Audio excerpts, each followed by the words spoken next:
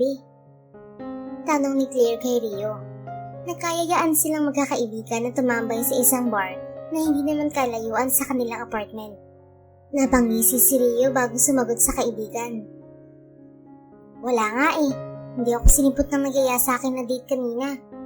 Hindi naman yata talaga type ang beauty ko. Malamang, sinubukan lang kung papayag ako sa alok niya. Pambihira. Sa ganda mong yan, inindian ka pa? Yaan mo na. Di rin naman kagwapuhan yun. Sa bagay nga. Ganito na lang. Kung sinong lalaking lalapit sa'yo mamaya, yun ang sasamahan mo ngayong gabi at magiging kadate mo. Ano, deal? Nakangisi at pili ang hamon sa kanya ni Claire. Kumukutita pa ang mga mata nito dahil alam na hindi gagawin ni Rio ang sinabi nito. Ngunit maagap na sumagot ang kaibigan nito at ngiting-ngiti pa. Sige pa, yun lang pala eh. Teka, ano namang kapalit? Siguraduhin mo lang na worth it yan, Claire ha? Syempre naman, first time mo itong gagawin, kaya dapat lang na worth it. Ang tanong, caring ba talaga ang hamon? Sus, sisiw. Mayabang na sagot ni Rio. Ano ba kasing premyo? Ililibre ka namin ng isang buwan na upa sa apartment. Mag-aambagan kami ng tropa kapag nagawa mo. Pero sa tingin namin hindi mo kaya. Ikaw pa.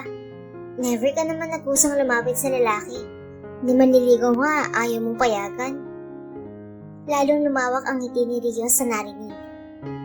Aba, magandang premyo yan. Mababawasan ang bayarin ko. Sige, game ako dyan. Basta walang lokohan yan ha. Pag hindi nyo yan tinupad, malilintigan kayo sa akin. First time kong ibababa ang level ko, kaya wag na wag nyo ako mas-scam-scam. Walang lokohan to girl. Bukas na bukas din, babayaran na natin sa landlady na rin ang 1 month rent mo. Basta siguraduhin mo lang na gagawin mo ang hamon namin. Kilala ka namin. Hindi ka basta pumapatol at nakikipag-usap sa lalaking hindi mo kilala. Kaya without na magagawa mo. At kapag hindi mo nagawa, ikaw ang magbabayad ng kalahati ng iniinom natin, okay? Sabad ng isa pa nilang kaibigan. Huwag niyo akong ismulin no, carry ko yan. Alang-alang sa friend sa apartment. Sagot niya sabay nagtawaran sila at nag-cheers ng mga hawak na baso ng alak. Masayang nag-inuman ng magkakaibigan at maya-maya ay may lumapit sa kanila na isang lalaking matangkad, chinito at maayos ang postura. Pananamit pa lang ng lalaki ay masasabi agad nila na may sinabi ito sa buhay. Hi girls, can I borrow your friend? I want to dance with her. If it's okay with her. Magalang na tanong ng lalaki sa grupo ni Rio. Sino ba sa amin? Nakaingos na tanong ni Claire sa lalaki at tumingin pa kay Rio na parabang sinasabing galingan ni Rio.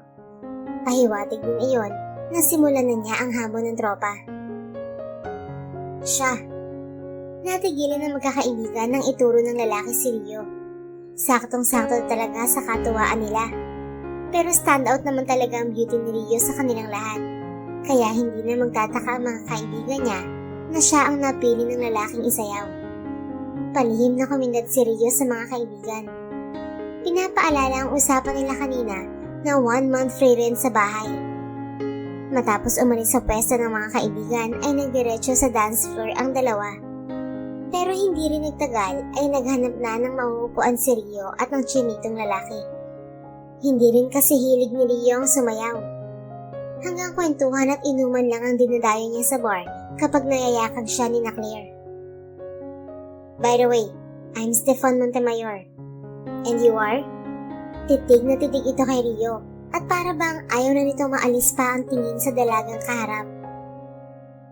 I'm Rio Genesis. Nice meeting you, Stephen. Nice meeting you too.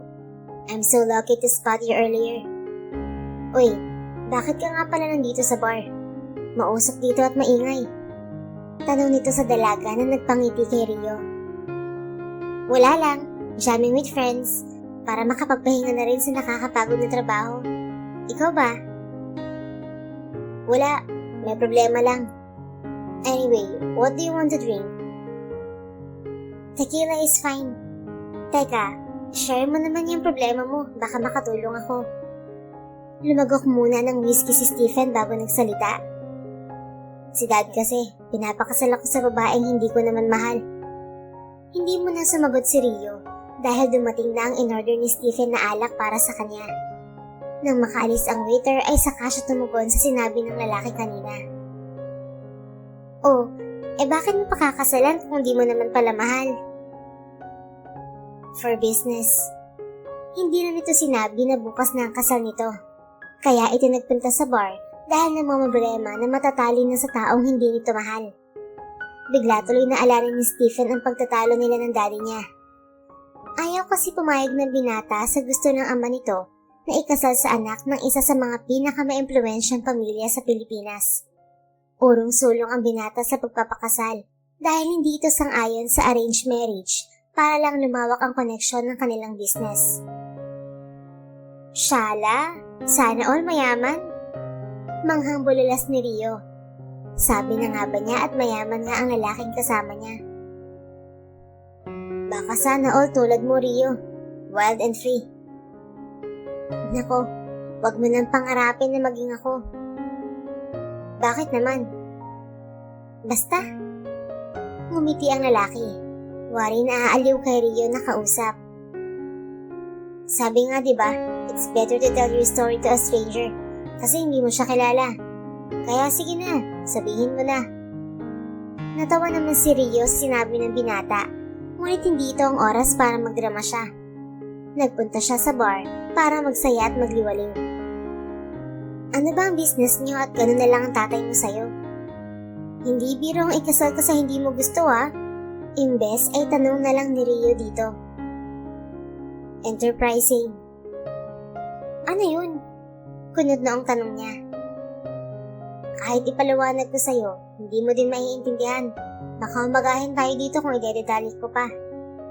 Sa business world yun, kaya huwag na nating pag-usapan. Maboboring ka lang. Sagot ni Stephen.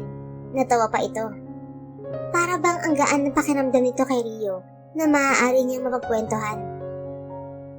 Never itong nagkwento sa mga estranghero na nakikilala nito sa bar o sa ibang lugar. Kay Rio lang, at hindi nito alam kung bakit panatag ito sa babae. Unang suli pa lang nito kanina kay Rio ay para bang gustong-gusto na nitong makuha ang atensyon ng dalaga. Kaya naman nang magkalakas ng loob pagkatapos ng ilang shot sa alak, agad itong lumapit sa pwesto ni Rio. Okay, huwag na nga lang at mukhang nakakatanda nga yung business mo. Iinom na lang natin yan. Cheers! Nag-inuman pa ang dalawa at maya-maya ay nakatulog na si Rio sa upuan. Hey, miss! Tawag ni Stephen kay Rio. Tinapik pa niya ito sa balikat. Ngunit mukhang malalim talaga ang tulog ng babae. Hinanap ni Stephen ang mga kaibigan ni Rio. Ngunit wala na ang mga ito. Kaya't binalikan niya si Rio at binuhat palabas ng bar at isinakay sa kanyang kotse.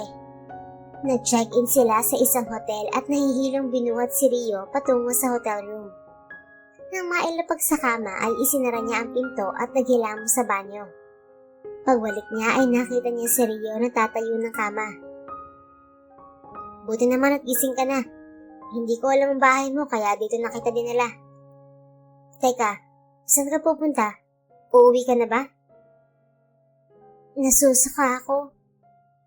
Hilong sagot ng babae at humakbang. Ganun ba? Halika, sasamahan kita. Dito ang banyo. Inalalayan niya si Rio patungong banyo at nagsuka ito doon.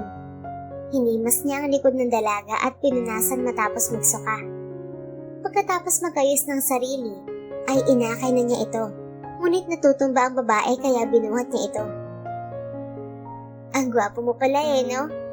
Nakangiting sabi ng babae habang buhat niya na tila bago silang kasal. Nakakapit ito sa batok niya at napakalapit ng mukha nito sa kanya. And you were pretty, Rio.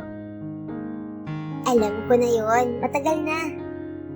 Ngumisi si Rio at lumapit pa ng husto sa mukha niya. Nagulat si Stephen nang halikan siya bigla ng dalaga sa labi. Malalim at para bang nagugustuhan niya yon. Humakbang na siya at dinala sa kama si Rio. Sa bilis ng pangyayari, ay hindi na nila namalayan na may nangyari na sa kanila. Nasa wisyo pa siya, pero tingin niya kay Rio ay wala na. Dala ng kalasingan, kaya siguro naging mapusok at bumigay ito sa kanya. Pareho silang naghahabol ng hininga nang matapos. At nakita niya na nakatulog agad si Rio, kaya hinayaan na lamang niya ito. Kinaumagahan, nagising si Rio na masakit ang ulo. Ngunit bigla ayun tumakas nang mapagtanto niya na wala siyang anumang saplot at kasama pa niya ang lalaki na kilala niya sa bar kagabi. Hoy, tumayo ka riyan! Buliw niya sa lalaki habang tinutulak ito palayo sa kanya. Bakit ba? Angol ng lalaki na mumukat-mukat pa. May nangyari sa atin. Anong bakit ba? May natatandaan ka ba? Bali walang bumangon ng lalaki. And so? Para bang wala itong pakialam, kaya't sinampal ito ni Rio. Aray! Ang brutal mo naman, baby. Bakit ka ba nananakit matapos kitang pasayahin? Alam mo pala na may nangyari sa atin, Stephen? Namumula na ang pisngi niya sa inis at pag-aalala. Oo naman. Ang sarap nga eh. Sagot ng lalaki na nakangisi pa ng nakakaloko. Abat, loko-loko ka pala eh. Ikakasal ka na tapos heto tayo ngayon. Ano ba? Nasa katinoan ka ba? Sus, ikaw kaya ang humalik sa akin. Kaya pinagbigyan kita. Maano ba namang hayaan ko ang sarili ko na maging generous bago ako ikasal sa hindi ko mahal? Walang diya ka. Pinagsamantalahan mo ang kalasingan ko. Frustrated na asik niya sa lalaking hindi man lang niya nakikitaan ng pag-aalala. Mukhang tuwang-tuwa pa nga ang hudyo. Makapag-react akala mo virgin. Pabirong sagot nito. Pero virgin naman talaga ang dalaga. Gusto lang nitong inisin lalo. Hoy, para sabihin ko sa'yo, never kong isinuko ang bataan ko kahit kanino. Gago ka. Biro lang. Ikaw naman kasi, sampalaga ng paalamsal mo sa akin. Ganyan ka ba talaga kabrutal sa mahal mo? Oo, sa mga gagong kagaya mo. At para sabihin ko sa'yo, hindi kita mahal, pero kinuha mong pinakaingat-ingatan ko ng ganun-ganun lang. Eh bakit ka ba kasi nanghahalik? Lalaki ako, marupok, lalo pat ang ganda mo. Sira ulo, ang sabihin mo mapagsamantala ka talaga. Gumamit ka ba ng kondom lalaki ha? Sorry, nakalimutan ko eh. Saka di uso sa akin yan. Ano? Paano kung mabuntis mo ako? E di congrats, may lahi ka na ng gwapo. Humalakak pa si Stephen pagkasabi niyon. Saka isinuot isa-isa ang damit na nakakalat sa sahig. Ewan ko sa'yo, buisit ka, mapagsamantala ka. Si Rio na mismo ang sumuko at dinampot din ang kanyang mga damit at isinuot ang mga yon. Don't forget my name, Rio. I'm Stephen Montemayor, okay? Ang lalaking gwapo na nakauna sa'yo. Huwag kang mag-alala, hindi naman nasayang ang pagkababae mo eh. Gwapo o maganda naman ang magiging anak natin kung sakali. Yun ang huling salita na narinig ni Rio sa lalaki. Hindi na niya ito kinausap pa dahil nabubisit siya sa kaarogantehan nito. Alam naman niyang nagpabaya siya, kaya wala siyang dapat sisihin kundi ang sarili niya. At magsisi man siya, wala na rin naman siyang magagawa pa dahil naisuko na niya ang sarili sa lalaking ikakasal na. Medyo nakokonsensya siya dahil feeling niya ay accomplice siya ni Stephen sa makasalanan nilang ginawa kagabi laban sa fiancé nito. Kahit pa sinabi ng lalaki na hindi nito mahal ang magiging asawa nito, ikakasal pa rin ito. And yet, they made a sinful mistake last night. Sana lang ay hindi siya mabuntis dahil wala pa sa plano niya ang magkaroon ng anak. Ni wala pa nga siyang ipon para sa sarili niya. Sapat lang ang kinikita niya sa trabaho. Pagkarating ng apartment ay sinalubong agad siya ni Claire. Pangiti-ngiti pa ito sa kanya. Kamusta? Hindi ka na umuwi kagabi ha? Ibig sabihin may nangyari sa inyo ni Mr. Chanito no? Nagpadilig na ang babaeng berhen? Siya nga pala, naibigay na namin ang 1-month rent mo kay Manang kanina pa. Ang tagal mo kasing dumating eh. Nangangatok na yung matanda para sa upa mo. Ikaw na lang daw ang walang bayad. Tinupad namin ang pustahan ha. Baka sabihin mo naman, scammer kami. Sandali siyang napatulala sa kaibigan bago nagsalita. Oo Claire, may nangyari. Pero naman, ang gagong yon hindi gumamit ng kondom. Paano kung mabuntis ako? Pag-amin niya sa best friend. Napasalampak siya ng upo sa sofa sa may salas. Tanabihan naman siya ni Claire. Hala ka girl, paano kung mabuntis ka nga? Anong sabi niya? Sabi niya, di may magandang lahi na daw ako. Walang yang yun. Bisit na bisit talaga ako sa kanya kanina. Parang baliwala lang sa kanya na may nangyari sa amin. Samantalang sa akin ang laki nang nawala. Pero hindi ko naman siya masisisi dahil ako may kasalanan ng lahat. Gago nga siya, no? Bakit kasi sumama ka sa kanya? Ang usapan lang naman, siya ang magiging date mo. Hindi ko rin alam. Basta sa dami ng nainom ko, hindi ko na alam ang nangyari. Bakit kasi iniwan niyo ko rin sa bar? Nakita kasi namin na enjoy kayo magkwentuhan, kaya hindi ka namin inistorbo. Malay ba namin na isusuko mo ang bandera mo sa kanya? Teka, nakuha mo ba ang number niya? Hindi nga Nainis kasi ako dahil puro kalokohan ang sagot niya sa akin. Kaya iniwan ko na siya sa hotel. Hindi ba't ganyan ka din? Huwag ka nang magtaka, Rio. Anong ganyan? Hoy, barin pa ako. Kahit nang iiwan ako ng mga lalaki sa date ko, hindi naman ako tumitihaya sa kanila. Ewan ko ba kung bakit bumigay ako sa Stephen na yun? Siyempre, ang yummy kaya niya at ang gwapo. Kala mo ang tahimik. Yun pala, matinik at mabilis umiscore. Hindi na umimik si Rio. Tama naman ang bruhang kaibigan. Matapos nilang mag-usap, ay natulog na siya sa kanyang silid. Nagising na lang siya kinahapunan dahil sa ingay ng barkada niya. Anong kaguluhan to? Nakapamewang na tanong ni Rio sa mga ito. Look, be, di ba ito si Mr. Chinito? Sabi sa kanya ni Claire sabay pakita ng cellphone. Sinabi niya dito kanina ang pangalan ni Stephen, kaya nag-stalk agad ng mga chismosa. Nanlaki ang mga mata ni Rio nang makita si Stephen sa Facebook. Shala, mayaman palang nakasilo sa'yo kagabi, girl. Kaya lang ikakasal na pala yun. Hindi naman nag-react si Rio dahil wala din naman siyang pakialam sa lalaki. Isa pa ay sinabi rin ni Stephen sa kanya na mayaman ito at ikakasal na nga. Kaya naman, kinalimutan na lang niya ang nangyari sa kanila ni Stephen. Isang malaking pagkakamali yon na dapat lang naibuon niya sa limot. Minsan ay bumabalik sila sa bar kapag wala silang trabaho sa opisina. Aminado siya na minsan ay nililingalinga niya doon si Stephen. Pero matapos ng gabing may nangyari sa kanila ay hindi na muling nag-cruise pa ang landas nilang dalawa. Claire, ano ba yung niluluto mo? Ang baho naman. Nakatakip ang ilong na puna niya at amoy sa niluluto ng kaibigan. Isang gabi pagkalabas nila sa kwarto. Wow! Kailan pa naging mabaho sa pang-amoy mong corned beef? Tabi, asusuka ako. Sabay takbo niya patungo sa lababo at doon nagduduwal. Nagkatinginan ng mga kaibigan ni Rio na ka-boardmate rin niya at sabay-sabay na nagsalita. Buntis ka ba? Biglang napahinto si Rio sa pagduwal at naalala na isang buwan na siyang hindi dinadatnan simula nang may nangyari sa kanila ni Stephen. Agad na inayos ni Rio ang kanyang sarili at lumabas ng bahay. Dumiretso siya sa butika na malapit sa kanila at bumili ng pregnancy test kit. Tiningnan lang siya ng mga kaibigan niya nang makabalik siya at nagmamadali siyang pumasok ng banyo. Positive mga besh. Naluluhang sabi niya habang lumalabas ng banyo at ipinakita kina Claire ang resulta ng kanyang PT. My gosh, positive nga. Anong plano mo, Rio? Nag-aalalang tanong sa kanya ni Claire pagkakita sa pregnancy test. Sasabihin ko sa kanya. Pero paano? Di ba nga may pamilya na siya?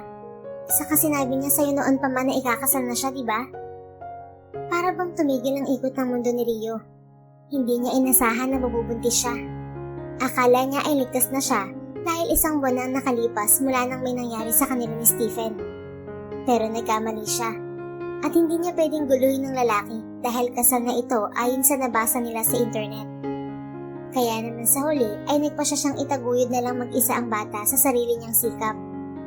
Maliit man ang sahod niya sa opisinang pinagtatrabahuhan bilang clerk, ayos lang.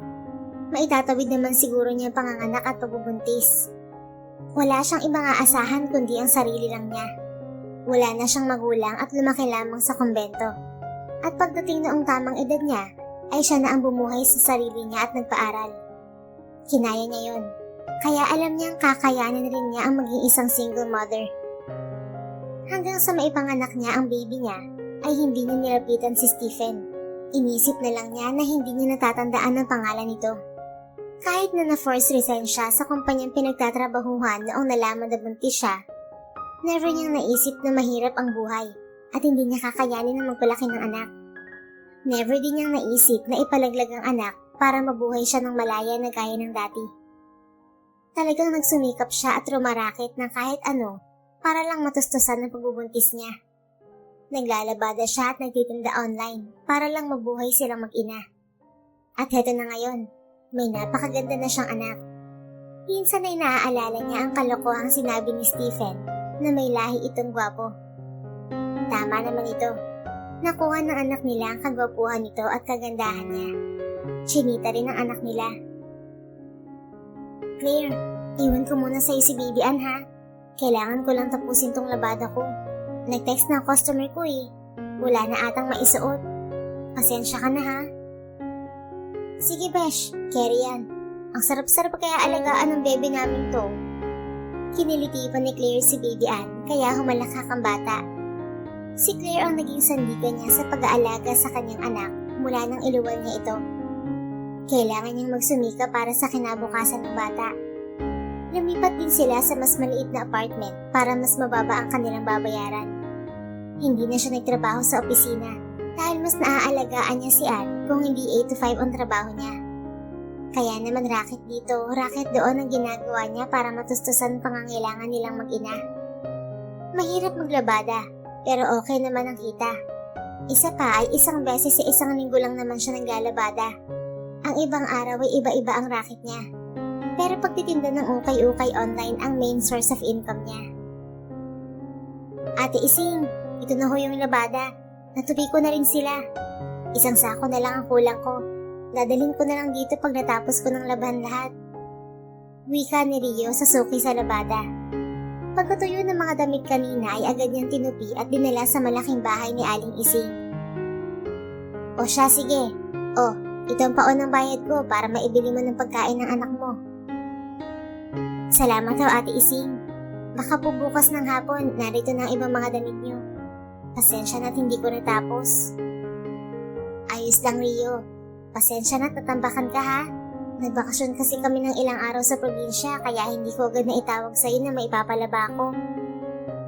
Okay lang po, malaki rin naman ang dagdag niyong bayad. At nagpaalam na siya sa matanda. Bumili rin siya sa tindahan ng bigas at ulam nila. Sapat ang paon ng bayad ni Ate Ising para sa isang linggong kain nilang mag-ina. Pambayad naman sa bahay ang kailangan niyang bunuin sa paglalaba at pagtitinda online. May racket din siyang promodizer kapag Miyerkules. Kapag Biyernes naman ay tagalinis sa malaking bahay ng kakilala ni Ate Ising na nasa abroad ang racket niya. Kinuha na siyang regular cleaner doon. Lahat ng racket niya ay kaliwaan ng bayad, kaya mainam sa kagaya niyang single mother. Hindi gaya sa opisina na kinsiyanas katapusan ng sahod. Tapos minsan ay kulang pa sa bayarin sa apartment ang natitira sa sahod niya. Magara lang siyang tingnan kapag sa opisina dahil sa corporate uniform niya. Pero butas naman ang bulsa niya roon. Pagod tayo, Taya. Puna at pabirong sabi sa kanya ni Claire nang makita siyang nakaupo sa may salas. Medyo, Bes. Minadali ko kasi ang labada ko kanina. Pero worth it naman dahil binayaran agad ako ni Ate Ising kahit hindi pa tapos ang labada ko. Bumili na ako ng abag naming bigas at ulam naroon sa kusina. Pahayag niya sa kaibigan sabay kuha sa anak na si Ann. Pahalik nga ako sa anak kong manang-manang kagandahan sa akin para naman mawala ang pagod ni Mama. Pinanggigilan niya si Ann na halik-halikan sa pisngi. Mama, I love you po. Lambing ng bata sa kanya sa bayakap. I love you too, my princess. Tanggal agad ng pagod ni Mama dahil sa yakap at kiss ng prinsesa ko. Matapos maglambing ay pinagtuunan na ng bata ang pagkukulay sa coloring book nito. Des, wala ka ba talagang balak na ipaalam kay Stephen na may anak siya sa'yo? Mahinang tanong ni Claire sa kanya dahil malapit lang si Anne sa kanila. Nako, di ba nga may pamilya na yon? Nakakahiya namang makigulo. Kaya di ko pa naman na mag-isa lang sa responsibilidad. Kawawa naman kasi si Anne kung lalaking walang ama. Kahit man lang sana malaman ni Stephen na nag-e-exist si Anne. Ayos lang, nandito naman ako at hindi ko siya pababayaan. Tapos nariyan din kayo para sa kanya. Di ba ang dami niyang mommy? Kaya nga palagi siyang masaya, di ba? Kasi busog na busog siya sa pagmamahal mula sa atin. Napailing na lang si Claire sa katwiran niya. Matagal na nitong kinukulit si Rio na ipaalam na kay Stephen ang lahat. Pero wala naman itong magagawa dahil mariin palaging tumatanggi si Rio. Samantala, sa kabilang banda, walang alam si Stephen na mayroon pala siyang anak kay Rio. Pero minsan ay sumasagi pa rin sa isip niya si Rio. Paano ba naman niya makakalimutan ng babaeng yun? First time niya maglinis ng babaeng nagsuka dahil sa kalasingan. At birhen ng babae. Hindi lang niya ito hinabol dahil nga nakatakda na ang kasal niya sa babaeng gusto ng daddy niya para sa kanya noon. Sobrang saya niya noong tinawagan siya ni Samantha na wag daw silang sisipot sa kasal. Magbibihis na sana siya noon para dumalo sa kasal nila. Nagmamadali pa nga siya dahil nga hindi niya basta iniwan si Rio noon sa hotel at tinanghali siya ng gising dahil sa nangyari sa kanila ng babaeng birhen na yun. Dad, nakailang tanggi na ako sa'yo. Hindi nga natuloy ang dapat sanang kasal namin noon, di ba? Bakit ngayon ito ka na naman? Pinupush mo na naman kaming ikasal. We both know na fair business lang ang dahilan ng pagpapakasal namin. Kaya pareho kaming umayaw sa dapat na kasal namin noon. And you agreed to call off the wedding, even her parents. Kaya please Dad, hindi ko pa rin siya pakakasalan kahit ilang beses mo pang ipilit. Mahabang paalala niya sa ama. Nadatna niya ang ama na nanonood ng TV sa salas ng mansyon nila. Nag-iisa lang ito. Dalawa lang naman sila sa buhay. Tanging mga kasambahay ang kasama nila sa bahay. At ano ang gusto mo anak? Magpakalang mo lagi sa alak? Nag-usap na kami ng parents ni Samantha. Itutuloy niyo ang kasal sa ayaw at sa gusto niyo. Gusto kong lumagay ka na sa tahimik at magkaroon na ng mga anak. Nakita mo naman kung gaano kalungkot sa malaking bahay na to. Nakakabingi ang katahimikan. Mas mainam kung magkakaapo na ako. Dad, wala akong tiwala sa mga babae. Kita mo si Mami, hindi ba iniwan ka din para sa pera? Namatay na nga't lahat-lahat, hindi pa rin humingi ng tawad sa'yo eh. Isa sa mga dahilan ni Stephen ng pagkawala ng kanyang tiwala sa mga babae ay dahil sa ginawa ng kanyang ina. Iniwan sila nito noong bata pa lang siya at sumama ito sa ibang lalaki para sa kayamanan. Noong panahon na iyon ay nalulugi na ang kumpanya nila. Ngunit dahil sa eagerness at kagustuhan niyang ipakita sa kanyang ina na mali ito na iniwan sila, kaya nag-aral siya ng mabuti at tinulungan ng ama na paangatin muli ang business nila. Pero kasabay ng pag-angat ng kanilang negosyo, nalaman nila ang katotohanan na matagal na palang namayapa ang mommy niya. Stephen, nanay mo pa din yun. Irespeto mo siya. Isa pa, nagdusa rin naman daw siya sa sakit niya bago siya namatay. Sapat na yun para ma-realize niya ang kasalanan niya sa atin. I don't care, Dad. Hindi nun mababago at maaalis ang katotohanan na iniwan niya tayo para sa sariling kapakanan. Sa inis ay umalis ng bahay si Stephen at nagtungo sa bar kung saan niya nakita at nakilala noon si Rio. Palihim siyang napangiti nang maalala na naman ng babae. Ngunit binawi niya rin agad ang ngiti dahil naalala na naman ng ina.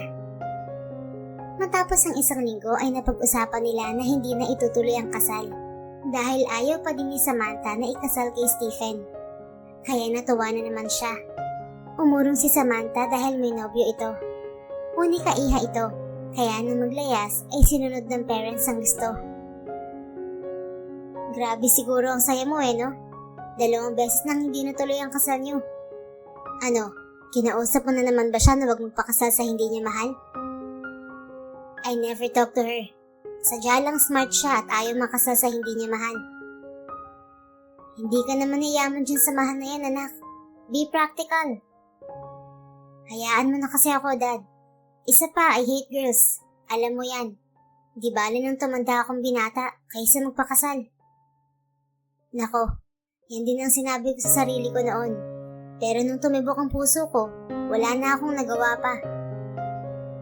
Tingnan mo naman, niloko ka ng minahal mong babae.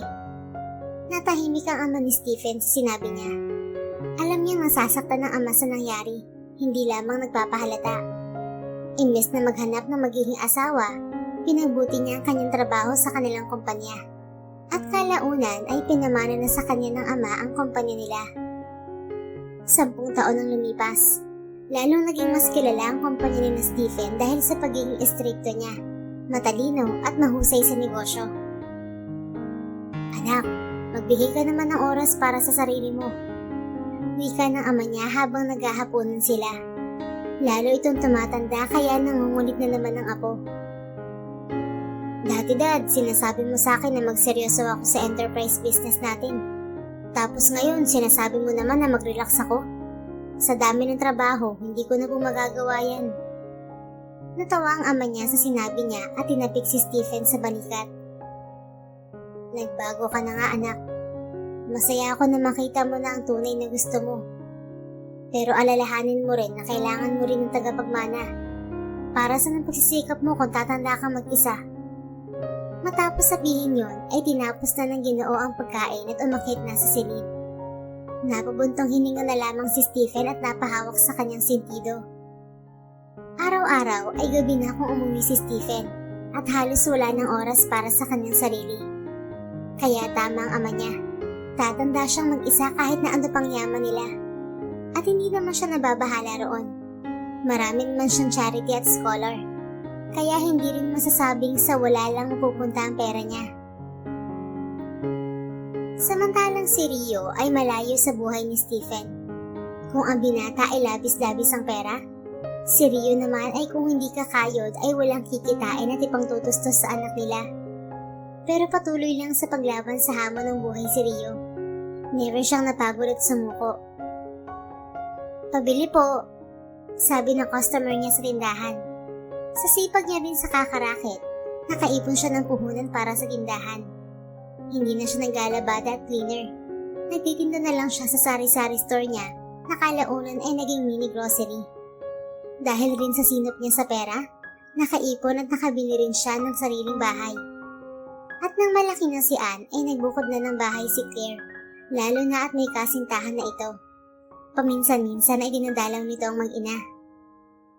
Matapos bentahan ng bumili ay tinawag ni Rio ang kanyang anak at inutusan. Anak, pakikuha mo nga saglit ang cellphone ni Mama sa loob ng bahay. Naiwan ko kasi kanina eh. May tatawagan lang ako. Thank you, Nak. Agad namang sumunod si Anne. Anak, nakita mo na ba?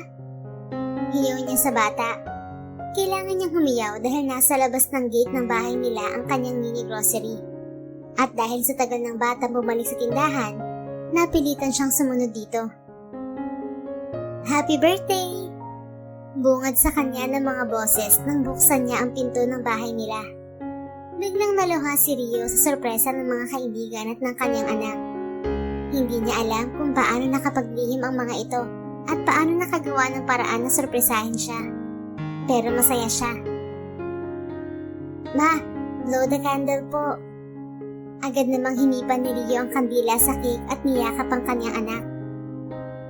Salamat anak at sa mga kasabwat mo. Pinasaya niyo ako. Miss na namin ang singer ng tropa. Kanta ka naman, birthday girl. Wika ng isa sa mga kaibigan niya. Ngumiti lamang si Rio. Mamaya magkakantahan tayo. Kumain na lang muna kayo. Anak, yung cellphone ni Mama. Tatawagan ko pa ang teacher mo. Eto po, Ma. Salamat, Nak. Napangiti si Rio at napatitig sa anak. Hindi niya akalain na nalagpasan na niya ang lahat ng hirap sa buhay. 9 na taon na si Anne. Madami din siyang pinagdaanan lalo na sa pag-aalaga sa bata. Madalas itong magkasakit noong baby pa lamang ito. Kaya naman bawat sentimo nakita niya sa mga racket ay ginto para sa kanya. Ayaw niyang magaya si Anne sa buhay niya. Kaya sinabi niya noon sa sarili na mag-iipon siya para sa kinabukasan ng anak. At hindi naman siya binigo ng Diyos sa gusto niya at panalangin. Kinabukasan ay inihanda ni Rio ang pagkain ng anak niya at binihisan ito. Naghahanda na sila para sa pagpasok ng bata sa eskwelahan. Anak, yung laging bili ni Mama ha, huwag kakain ng kung ano-ano, okay? Opo, Ma. At yung isa pa? Huwag pong makikipag-usap at huwag sasama sa hindi kakilala. Very good, baby. Habang lumalaki si Anne ay nangangamba si Rio na baka isang araw ay bumalik sa buhay nila si Stephen at kunin ang bata sa kanya. Hindi niya kakayanin kapag nangyari yun. Sa sobrang advance nga niya mag-isip ay nag-iipon na siya para if ever na magkaroon ng battle sa custody ni Anne, may panlaban siya na pera kay Stephen. Hindi man milyon, at least sapat na para pambayad sa abogado. Hinatid ni Rio ang kanyang anak sa eskwelahan at hinalikan ito sa pisngi bago pumasok sa gate ng school. Galingan mo sa school, anak ha. Mama loves you. Balik nga ulit sa baby kong yan. I love you too, Ma. See you later po. Humalik pa muli ang bata sa pisngi niya bago tuluyang pumasok sa loob ng eskwelahan. Ilang oras lang ang lumipas, tumawag ang teacher ni Anne at sinabing hinimatay ang anak niya at sinugod sa ospital. Nanlamig agad ang kamay ni Rio sa nakarating na balita. Alam ng mga guro sa paaralan na maraming bawal na pagkain kay Anne at naniniwala siyang umaatake na naman ng pagiging sakitin ng bata. Hanggang ngayon ay hindi pa rin matukoy ng mga doktor ang sakit ng bata. Ang lagi sinasabi ay mahina ang immune system ni Anne at may asthma raw. Agad siyang nagtungo sa ospital. Nang makarating siya roon ay iniwan na siya ng teacher ni Anne at ng principal dahil may trabaho pa ang mga ito. Tinawagan naman niya ang kaibigan niya. Hello, Claire? O Bes, napatawag ka. Busy ka ba? Hindi, bakit? Si Anne kasi nasa ospital.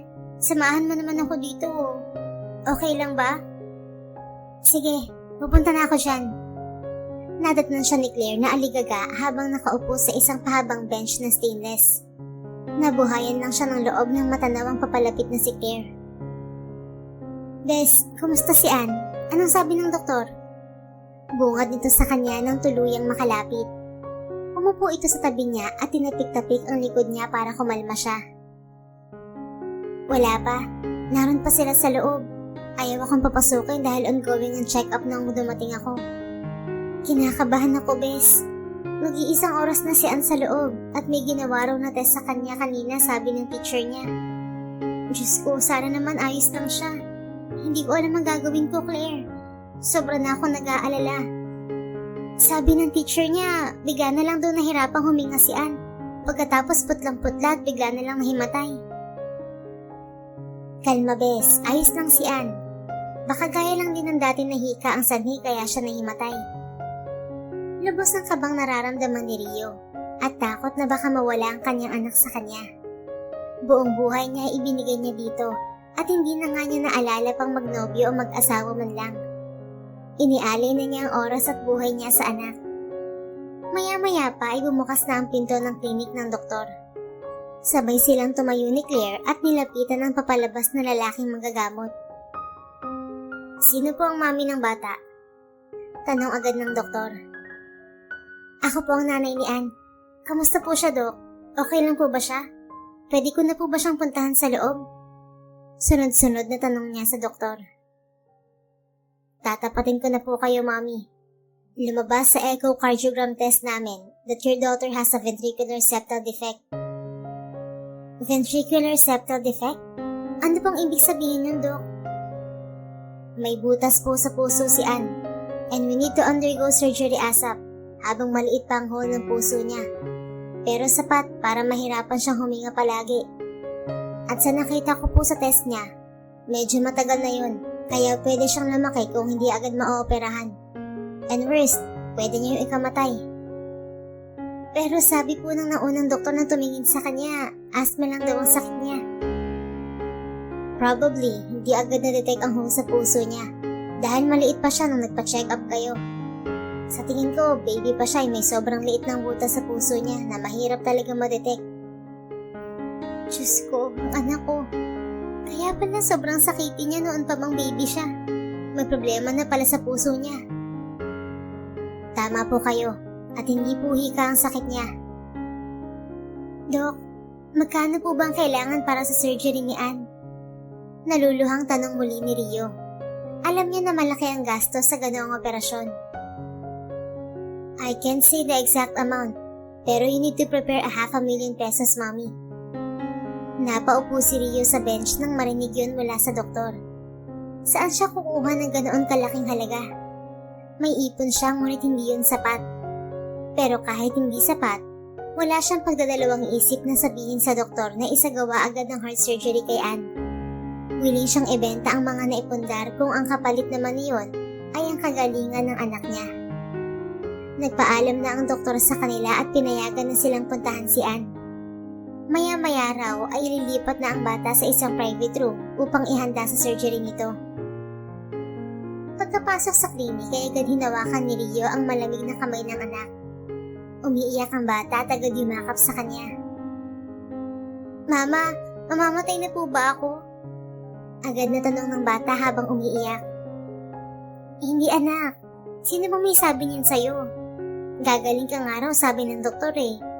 Pero kailangan mo muna magstay dito sa ospital para gamutin ka nila hanggang sa gumaling ka na. Okay ba yon? Opo, ayoko pa pong pumunta sa heaven. Gusto ko pa pong makita ang papa ko. Natigilan si Rio maging si Claire sa sinabi ng bata. All this time ay hindi naghanap ng ama si Ann. Ngayon lang. Bakit baby? Gusto mo bang makita si papa mo? Opo. Just in case kunin ako ni Papa Jesus, gusto ko pong makilala muna si Papa. Para po sabihin sa kanya na samahan ka niya kung wala na ako sa tabi mo. Ayoko po kasi na mag-isa ka. Pigil na pigil ni Rio ang luha. Ayaw niyang umiyak sa harap ng anak. Alam niyang delikado ang sakit nito, pero gagawin niya ang lahat para maoperahan ito at maging malaya sa karamdaman. Iniwan muna niya si Ann kay Claire at umuwi ng bahay. Kinuha niya lahat ng ipon niya, ngunit kulang na kulang talaga. Kanina pa siyang umiiyak at hindi alam ang gagawin. Bumalik siya ng ospital at naabutan doon ang lahat ng mga kaibigan na siya na ring mga ninang ni Ann. Nasa private room na ang anak niya. Tanggapin mo to, Bes. 10,000 lang yan, pero sana makatulong. Naaawang sabi sa kanya ng kumaring si Cara. Napahabulgul bigla si Rio dahil sa nangyayari. Mabuti na lang at tulog si Ann. Wala siyang karapatang tanggihan ng lahat ng tulong na bibigay sa kanya kahit piso pa yon. Laking pasasalamat niya sa mga kaibigan dahil hindi sila pinapabayaang mag-ina ng mga ito. Bes, bakit hindi mo nalang ipaalam kay Stephen ang katotohanan? Nakuha namin ang address ng kumpanya niya at nalaman namin na wala pa siyang pamilya. Tinawagan kasi namin ang number ng opisina niya. Sekretary ang sumagot. At sabi, binata pa raw si Stephen at ilang beses hindi natuloy ang kasal. Napapikit na lamang si Rio at nilanok ang kanyang pride. Tinaga niya noon sa bato na hindi hihingi ng tulong kay Stephen. Pero naisip niya kalimutan ng pride para sa anak. At naisip rin niya na baka ito na ang oras para sabihin ang katotohanan kay Stephen. Inalis niya ang takot sa puso niya at nangibabaw ang pagnanais na mailigtas ang anak. Salamat, Claire. Akin na ang address niya. Baka ito na ang oras para malaman niya ang tungkol kay Ann. Pagkabigay ni Claire ng address ay lakas loob na pumunta si Rio sa kumpanya ni Stephen. Ngunit nahihirapan siyang makaharap ito. Kailangan ko nga makausap si Stephen Montemayor. Ngayon na, miss. Importante yung sasabihin ko sa kanya. Kaya papasukin mo na ako sa office niya. Pakiusap. Sabi niya sa babaeng nasa labas ng opisina ni Stephen. Kanina pa siya nakikiusap dito, pero iginigiit palagi na magpa-appointment muna raw siya. Ma'am, huwag ka naman po mag-iskandalo. Pasensya na po talaga. By appointment po kasi pakikipag-usap kay sir. Please, papasukin mo na ako. Hindi ako pwedeng umalis na hindi siya nakakausap kahit saglit lang. What is this noise all about? Dinig na dinig ko sa loob ang ingay niyo. Sita ng baritonong boses na bigla ang nagbukas ng opisina ni Stephen. Sir, si Ma'am po kasi nagpupumilit na makausap ka. Pagharap ni Rio sa kinaroroonan ni Stephen, ay biglang ngumiti ang lalaki. Hey, I know you. We met again. Binalingan naman ito ang sekretarya. Papasukin mo na siya. I know her. Laking pasasalamat ni Rio nang makilala pa siya ni Stephen, kahit na 10 years na ang nakalipas. Ilang taon lang siya noon, 21 lang. Sumunod siya kay Stephen, at pagkapasok sa loob ng opisina, ay hindi na siya nagpaligoy-ligoy pa. Hindi ba't may nangyari sa atin 10 years ago sa isang hotel? Nagpakawala na naman ng ngiting pilyo si Stephen. Yes, and why? Gusto mo bang maulit kaya ka narito? Huwag kang bastos. Narito ako para sabihin sa'yo na nagkaroon tayo ng anak. At kailangan ko ng pera. Malaking halaga ng pera. Walang pakundangang sabi niya. Ayaw niyang magsayang ng oras. Wow, alam ko na ang galawang ganyan. Rio is your name, right? So you want money? At isasangkalan mo pa na meron tayong anak? That's ridiculous. Hindi ako nagbibiro, Stephen. Hindi ako pupunta rito para magmukhang pera sa paningin mo. Pero para sa anak ko, kakapalan ko ang mukha ko. Please, Stephen, kailangan ka ng anak natin. Bakit? Merong sakit si Ann. Meron siyang butas sa puso at kailangan niyang maoperahan sa lalong madaling panahon. At gusto niyang makilala ka na. Ikaw na lang ang pag-asa ko. Kaya sana naman tulungan mo ko. Nag-cross arm si Stephen at umupo sa swivel chair. Minwestra kay Rio na maupo din ito na hindi naman ginawa ng babae. Kung anak ko talaga siya, bakit ngayon ka lang nagpakita sa akin? It's been 10 years. I mean, come on, sinong maniniwala sa'yo? Natakot kasi ako na magulo ang buhay mo. Di ba sabi mo ikakasal ka na? Kaya itinago ko na lang ang anak natin sa'yo. Pero kung kaya ko lang at kung sapat lang ang ipon ko, hindi naman ako lalapit sa'yo eh. Please help me save our child, Stephen. Tatanawin kong malaking utang na loob kung matutulungan mo ko na maoperahan siya. Walang ano-ano'y kumilo si Rio at biglang lumuhod sa paanan ni Stephen at umiyak doon. Nakita ni Stephen na hindi yun palabas o pagkukunwari dahil daman nito ang sinseridad sa boses ni Rio. Get up there and show me the kid. Imbes ay sabi ni Stephen nang hindi na matiis na makitang lumuluha si Rio. Hindi naman nagdalawang isip si Rio na isama ito sa ospital. Lukso ng dugo agad ang nanguna sa puso ni Stephen nang makita si Ann. Ngunit pinangunahan siya ng takot kaya pinag-DNA test niya ang bata. Agad namang lumabas ang resulta at nang malaman na anak niya talaga ang bata, pinaasikaso agad ni Stephen ang heart surgery ni Ann. Pero kahit naman lumabas na hindi niya ito anak, ay willing naman siyang tulungan si Rio. Hindi naman siya masamang tao para matiis ang babae na matagal na rin niyang ginustong makita muli. Bakit naman tong sa ganoon kalala ang sakit ng anak ko? Pinabayaan mo ba siya? Sumbat ni Stephen kay Rio. Nasa labas sila ng operating room. Kasalukuyang inooperahan si Ann. Si Claire ang sumagot sa binata. Wow! Kung sampalin ko kaya to, bes? Hoy lalaking chinito. Para sa iyong kaalaman, buong buhay ni Rio ibinigay niya sa anak niyo para mabigyan ng magandang buhay. Kaya magdahan-dahan ka ng pananalita mo. Inis na wika ni Claire. Claire, tama na. Ako nang bahala sa kanya. Saway ni Rio sa kaibigan. Tumigil naman si Claire, pero tinignan nito ng masama si Stephen. Ilang oras ang hinintay nila, at maya-maya ay lumabas na ang doktor sa operating room. The surgery went well. Ann is now out of danger. Kailangan lang niya ng ilang araw pang pahinga dito sa ospital, at pagkalabas niya, kailangan niya siyang ibalik sa akin. I want to monitor her condition after surgery. Ipapasabi ko na lang sa assistant ko mga scheduled check-up bago lumabas si Ann ng ospital. Anunsyo ng doktor na ikinatuwa nila. Salamat po, Dok. Todo pasalamat nila sa doktor. Nang magising si Ann ay nakita nito si Stephen na nakaupo sa tabi nito. Hawak nito ang kamay ng bata. Ma, sino po siya? Napatingin si Rio sa kanyang anak at umupo sa tabi nito. Di Di ba sabi mo gusto mo makilala si Papa? Siya yun, anak. Pasensya na kung ngayon lang sinabi ni Mama, ha? Tumango naman ang bata at hinarap ang ama. Lubos ang saya nito at tila manghang-mangha kay Stephen. Ikaw po ba talaga ang papa ko? Magkagaya po tayo ng mata. Oo, ako nga. Pagaling ka, baby, ha? Para paglabas mo ay aalis tayo. Ipapasyal kita kahit saan mo gustong pumunta. Kasama po ba si Mama? Oo naman. Napangiti na lang si Rio sa anak. Ayaw niyang kumontra sa kaligayahan ng bata. Mabilis naman ang naging recovery ni Anne. Kaya naman tuwang-tuwa ito nang malaman na lalabas na ito ng ospital. Nakatulong din siguro ang araw-araw na pagbabantay ni Stephen dito. Magkasundo ang mag-ama. Palaging masaya ang pinagkukwentuhan ng mga ito. Nang makarating sa bahay ay laking gulat nila nang madatnan ang lahat ng kaibigan ni Rio. Sinurpresa ng mga ito si Anne.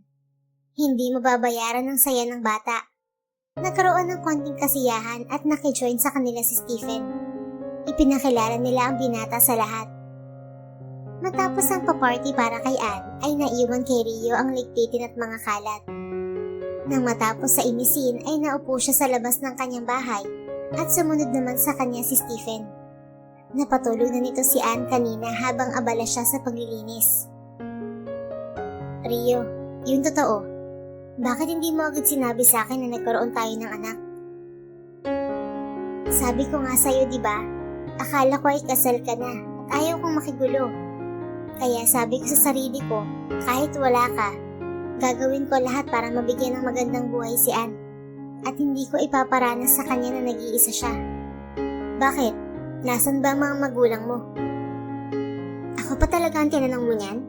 Wala na akong magulang. Lumaki ako sa kumbento at pagdating ng 18, umalis na ako doon at binuhay ang sarili ko. Nakilala ko naman sila Claire at sila na ang naging pamilya ko. Pare-pareho kasi kami ng mga ulila na. Wala ka bang balita sa mga magulang mo? Sabi nila noon sa kumbento, nagpakamatay raw ang nanay ko matapos akong iwan sa kumbento. Ang tatay ko naman adik at natukhang. Hindi ko na din kasi inalam pa ang background nila. Okay na rin naman ako eh, lalo na nang dumating si Anne sa akin. Ang lungkot pala ng buhay mo. Oo, kaya sobrang lungkot ko nang malaman ko na mayroong sakit si Anne at ginawa kong lahat, kaso kulang pa din eh. Kaya salamat dahil binigyan mo ako ng pag-asa. Hindi ko kakayanin kung mawawala sa akin si Anne. Anak ko din siya, kaya alam ko ang nararamdaman mo. Hindi lahat, Stephen. Ngayon mo lang nakasama at nakilala si Anne, kumpara sa akin na umikot ang mundo sa kanya. Hindi na nga ako nakapag-asawa eh.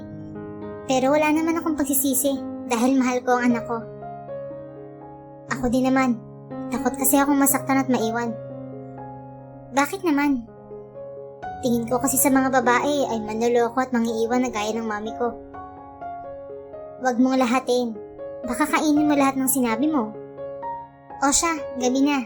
Dito ka na lang kaya matulog. Wag na. May kotse naman ako at driver na susundo sa akin. Gabi na. Delikado na sa daan. Saka baka natutulog na ang driver mo. Sige. Salamat, Rio. Para saan? For making me happy. Napalingon si Rio dito at ngumiti. Sa hindi malamang dahilan ay biglang nakaramdam si Stephen ng pagdibok ng puso. Napakalakas at nakakabingi. Para huminto ang kabog ng dibdib, umiwas na lang ito ng tingin kay Rio. Kinabukasan ay nagising na lang si Stephen sa ingay sa labas ng kwarto. Naglalaro pala ang mag-ina. Naisip agad ni Stephen na napakasarap palang gumising sa umaga kung ganitong may maingay na mga boses ng bata sa loob ng bahay. Papa, naglalaro kami ng Barbie ni Mama. Sali ka po. Alok ni Anne sa ama nang tuluyang makalabas ng silid. Si Rio ang nagsalita. Nako, mamaya na anak at mag-aalmusal na muna si Papa mo. Sabayan mo na din, okay? Tama na ang pagpe-play. Isa pa, kailangan mo na rin maligo after breakfast. Inayos ni Rio ang pagkain at inasikaso ang kanyang mag-ama. Hindi maiwasan ni Stephen na mapangiti sa tuwing makikita kung gaano kaalaga at kaasikaso si Rio. Mas lalo tuloy itong napapahanga sa babae. Hindi rin katakataka na napalaki ni Rio ng mabait at marespeto si Ann. Pa, tikman na po ito oh. Napakasarap niyan, specialty yan ni Mama. Diyan po lumago ang store namin. Really anak? Lumingon ito kay Rio. Oo. Si Ann ang nakaisip niyan kasi paborito niyang ipaluto ang chicken nuggets. Kaya sinabi niya, why not gumawa kami ng sarili naming recipe? Pagmamalaki naman ni Rio. Tapos po Papa, pumatok po ito sa mga kapitbahay namin kahit sa mga teacher ko. Ang sarap naman po kasi talaga eh. Tikman ko nga. Naghintay naman ang mag-ina sa verdict ng lalaki. Nang matapos kainin ng nuggets ay nagsalita ito. I have an idea. Bibili ako ng product nyo at ipapatikim ko sa mga tao sa company, pati sa board members. At kapag pumatok sa lahat, kukuha ako ng marami to sell it. Is that okay? Magandang ideya yan. Salamat, Stephen. Matapos pag-usapan yon ay ginayak ni Rio ang mga produkto na dadalhin ni Stephen sa kumpanya. Masayang kumaway si Rio at Ann na magpaalam na sa kanila si Stephen. Magaan na palagi ang pakiramdam ni Rio dahil sa wakas wala na siyang itinatago pang sikreto. Hindi na rin siya nangangamba na baka kunin ni Stephen si Ann. Nangako ang lalaki na hindi ang gagawin. Isang linggo ang lumipas at tumawag si Stephen kay Rio. Nakuha nito ang numero ng dalaga sa kaibigang si Claire. Sinabi nito na nagustuhan sa company ang nuggets niya at opisyal na siyang magiging supplier ng nuggets sa company ng binata. May mga malls and grocery stores na negosyo si Stephen. Kaya napakalaking tulong na maibebenta na sa mga big stores ang produkto niya. Lumipas ang isang buwan. Nagbalik na si Ann sa eskwela at active na ulit ang bata sa mga school activities. Ma, ako po yung pambato ng section namin bilang muse. May talent portion daw po at gown competition. Balita ni Ann sa ina. Sige baby ko, sumali ka at si Papa ang bahala sa gown mo. Talaga po? Oo naman. Sinabi niya na kapag may kailangan ka sa school, siya raw ang bahala. Yay! Ma, ikaw ang mag-makeup sa akin ha. Sabi ni Tita Claire magaling ka raw mag-makeup. Sige anak, for the win. Nang dumating na ang araw ng kompetisyon ay inayusan ni Rio ang kanyang anak at si Stephen naman ay nagpagawa pa ng gown sa kakilalang designer. You look gorgeous, Ann. Puna sa kanya ng designer nang isukat ang gown na dinisenyo nito para sa Miss Parade ng bata. Do I look like a princess, Ma? Tanong nito sa ina na hindi maipaliwanag ang sayang nararamdaman. Oo anak, mas maganda ka pa sa mga prinsesa sa TV. Talaga po? Tumango naman si Rio at masayang umikot si Ann. Nang araw na iyon ay sumalang sa parada si Ann kasama ang ina at ama. Rio, pawis ka na. Agad na pinunasan ni Stephen ang mukha ni Rio na tagaktak ng pawis. Salamat. Napatitig pa si Stephen dito. Labis naman ang tuwang nararamdaman ni Ann habang kumakaway sa mga tao. Ngunit bigla na lamang natumba si Ann at ikinagulat yon ni Rio at Stephen. Agad nila itong isinugod sa ospital at grabe ang iyak ni Rio. Ano na naman to? Hindi ko na kaya pa na makitang tinuturukan si Ann na kung ano-anong gamot sa katawan. Patuloy pa din siya sa pag-iyak at para bang ayaw nang tumigil nun. Nang lumabas ang doktor ay agad na lumapit si Rio. Sumunod naman si Stephen. She's okay. Dala lang ng pagod kaya siya nahimatay. Nothing to worry. Wika sa kanila ng doktor. Nakahinga naman ng maluwag si Rio at agad na niyakap ang anak nang makapasok sila sa kwarto ng bata. Bakit ka po umiiyak, Mama? Akala kasi ni Mama iiwan mo na ako eh. Naluluhang wika ni Rio sa kanyang anak. Hinimas naman ni Stephen ang likod ni Rio at nagsalita. Matapang yung anak natin. Mana yan sa'yo eh. Tumango naman si Rio at ngumiti kay Stephen. Salamat kasi lagi kang nandyan. Hindi ko na sinosolo ang mga responsibilidad at sakit. Nakita ni Stephen kung gaano kabuti si Rio. Kaya naisip nito na tama nga ang daddy niya na hindi lahat ng babae ay manloloko at mangiiwan. May ilan din na mabuti ang puso at mapagkakatiwalaan. Matapos ang araw na yon, doble ingat na si Rio sa kanyang anak. Nag-hire na din siya ng katulong sa pagbabantay ng tindahan at inasikaso na lamang niya ang kanyang anak. Makaisang linggo ay balik eskwela na ulit ito.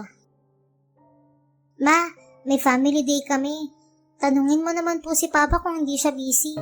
Para po kumpleto tayo at hindi na si Tita Claire yung kasama natin. Sige, tatanungin ko siya anak. Basta bawal nang mapagod ha. Tumango ang bata. Matapos kausapin ng anak ay tinawagan niya si Stephen, ngunit out of coverage area ito, kaya nag-iwan na lamang siya ng text dito. Kinabukasan ay naghanda ng mag-ina. Excited na excited si Ann, lalo pa at kasama na si Stephen. Ma, bakit wala pa si Papa? Aalis na po tayo. Hindi ko nakausap si Papa mo eh. Hindi ako sigurado kung makakasama ba siya. Hayaan mo na, tayo na lang anak. Malungkot na lumabas ng bahay si Ann, ngunit laking tuwa nito nang bumusina ang tatay nito. Ma, si Papa dumating. Patakbong pumasok sa loob ng bahay si Ann at kinuha ang t-shirt na para sa tatay nito. Pa, para po to sa'yo. Isuot mo na po. Masayang wika ni Ann at ibinigay ang damit kay Stephen. Isinuot naman agad yun ni Stephen at paglabas ng kwarto ay natuwa si Rio nang makita ang mag-ama. Ang cute niyo. Picture tayo. Sabi niya sa dalawa. Sige po ma. Para na silang tunay na pamilya. Ang kulang na lang ay pagmamahal sa dalawa. Agad na silang nagtungo sa school ni Ann at sumali sa mga palaro. Sack race ang una nating laro.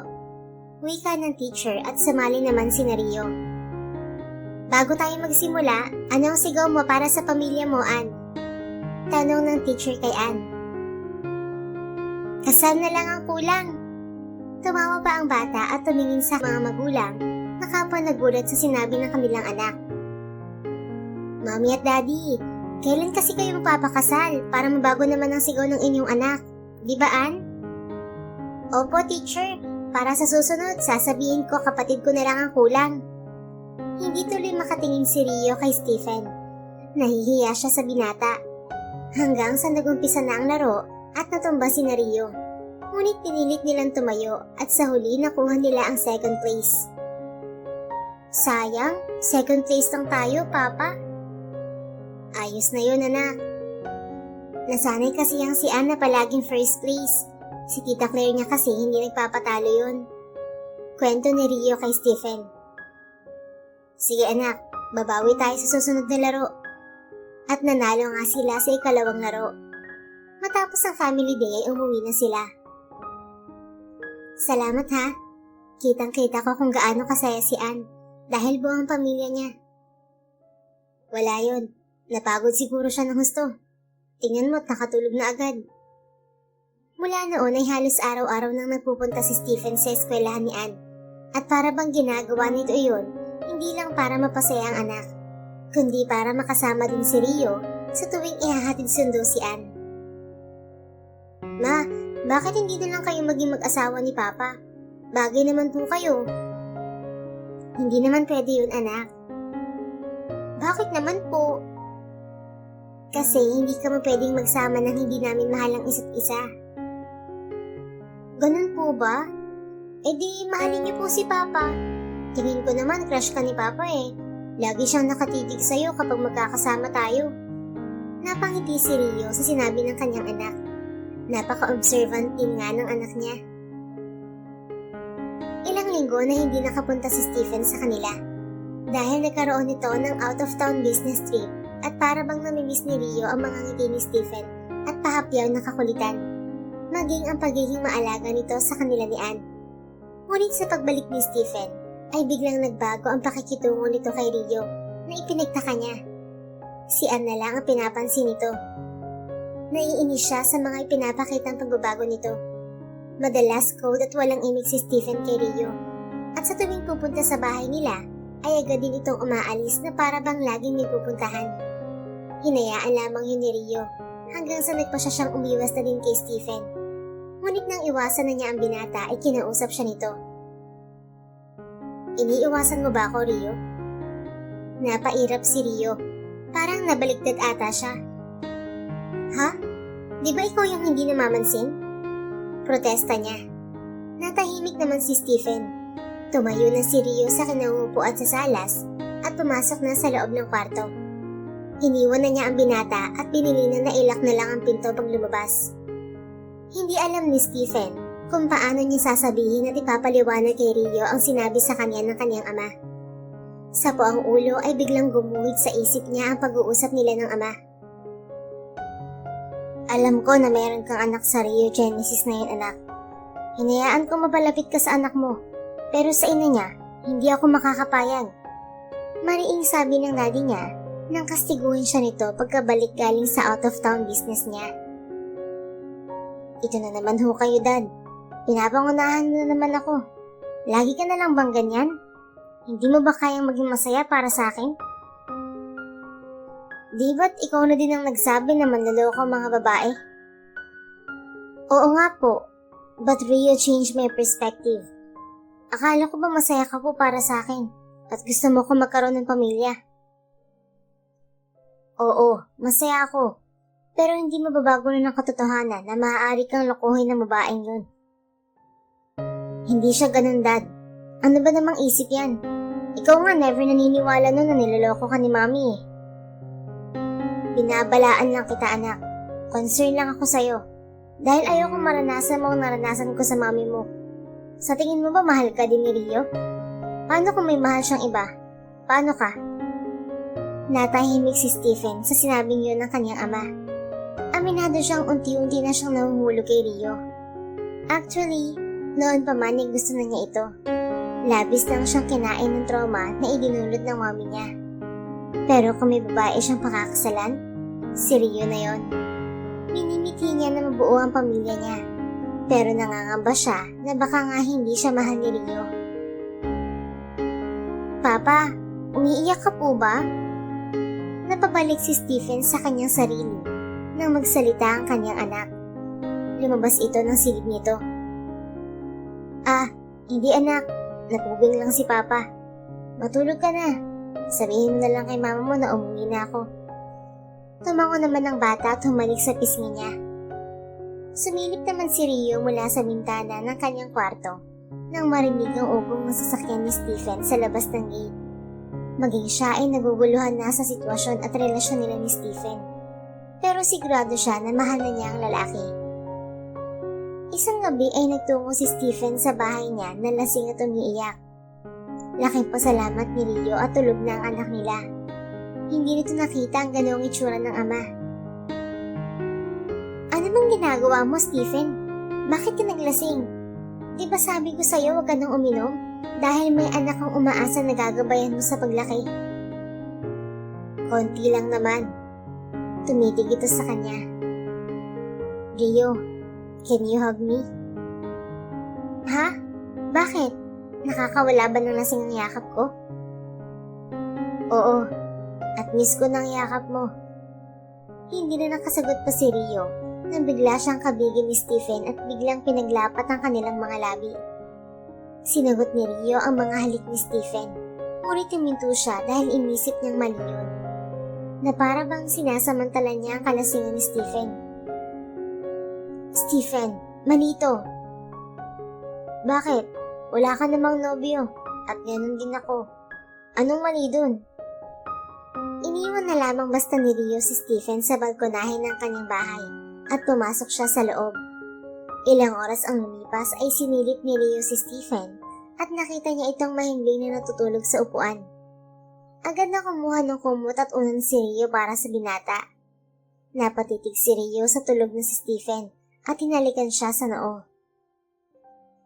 Kung pwede lang at kung wala lang hahadlang, mamahalin din kita pabalik, Stephen. Naluluhang inalala ni Rio ang pag-uusap nila ng ama ni Stephen.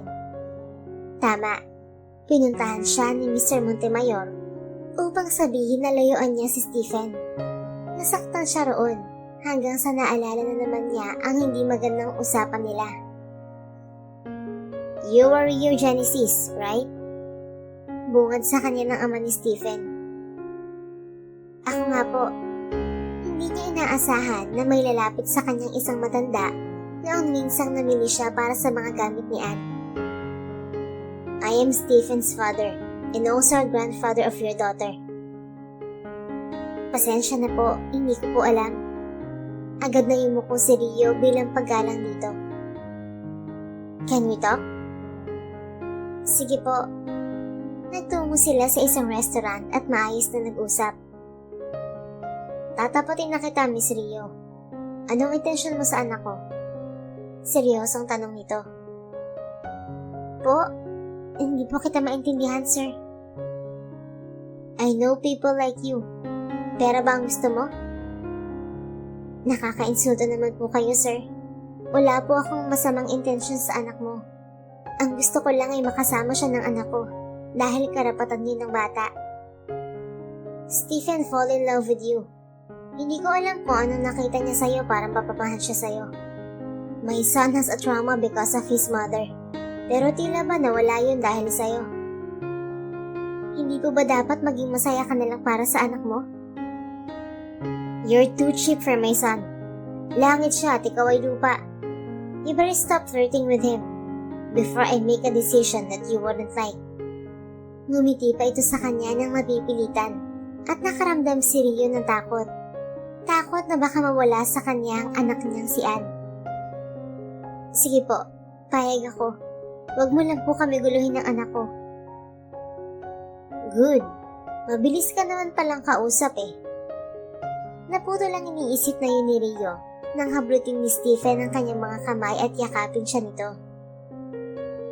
I'm not drunk. Bulong ni Stephen kay Rio habang hawak niya ang kamay nito at niyakap siya. Dad told me na nakipagkita siya sa'yo. Ano? Yes, Rio. Sinabi niya sa akin, but no worries. Sinusubukan ka lang niya, Rio. Hindi naman kasi siya kasing sama na tulad ng iniisip mo. I don't care. Ninata pa rin niya ako. Marahas na itinulak ni Rio si Stephen. Ngunit mas malakas ito sa kanya at hinigpitan pa ang yakap sa kanya. Do you love me, Rio? Tanong na nakapagpahinto sa mundo ni Rio. Ano bang plano niyo ng daddy mo? Imbes ay tanong niya. Naguguluhan si Rio. Parang kahapon lang nang kausapin siya ng ama ni Stephen at ngayon isasabihin ng binata na pagsubok lamang yon. Para bang mababalo siya dahil sa pangyayaring hindi niya inakala. I love you, Rio. Just don't mind him. Matapos banggitin yun ni Stephen ay hinalikan nito ang babae. Tuluyan ang bumagsak ang mga luha ni Rio na kanina pa niyang pinipigilang lumabas. Inamin sa akin na ang ginawa niya. At masaya siya na malaman na natagpuan ko ng babaeng karapat-dapat sa akin. Sabi ni Stephen na maghiwalay sila ng labi. Muling hinalikan ni Stephen si Rio at sa ikat ng pagkakataon ay sinagot na ni Rio ang mga halik nito. Halik na para bang ayaw na nilang awatin ng kanilang sarili. Ngunit naalala muli ni Rio ang sinabi ng ama ni Stephen.